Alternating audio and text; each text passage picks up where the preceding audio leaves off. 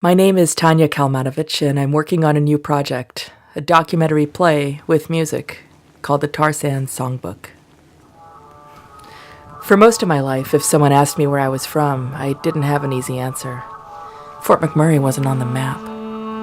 But a few years ago, something changed. Projects like the Keystone XL pipeline became front-page news, and suddenly, I didn't have to explain where I was from. I could just say oil sands, and not only did people know where it was, they had opinions about it. It's like this guy I met who said he'd gone to Fort McMurray because he wanted to see ground zero for climate change. Ground zero. This is where I was born. It's where my dad's Esso station was. It's where my mother heard a symphony orchestra for the first time. My father moved us there to work for the Great Canadian Oil Sands. My stepfather was an engineer for Suncor. Oil convened the people and forces that shaped my life. 50 years ago, they opened the world's first oil mine near Fort McMurray. A trailblazing industrial experiment turned Canada into a world energy leader. But it's also transformed the land and its people irreparably. I became a musician because it had nothing to do with oil. It's taken me until now to see that the things I had imagined to be separate, music and oil, past and progress, art and business, remote northern towns and the capitals of the world, are in fact closely intertwined. Oil, like music, is an elixir of possibility. As a child, music seduced me with beauty, promise, and dreams.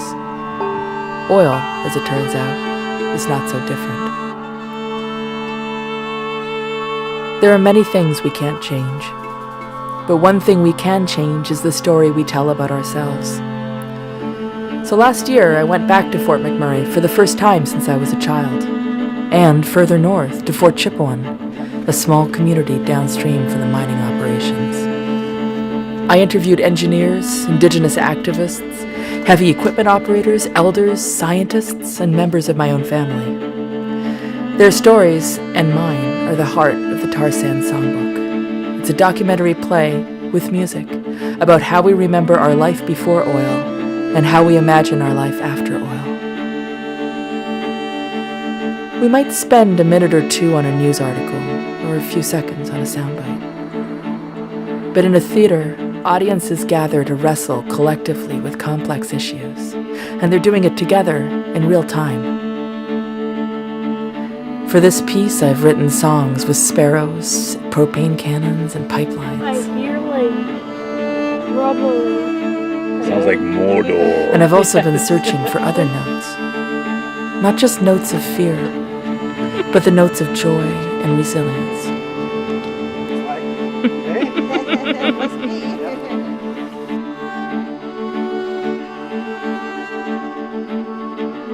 These are the songs of the Tar Sands Songbook. We've turned a corner in our conversation about climate change. But after the oil sands pass the event horizon, their legacy will be felt for generations to come.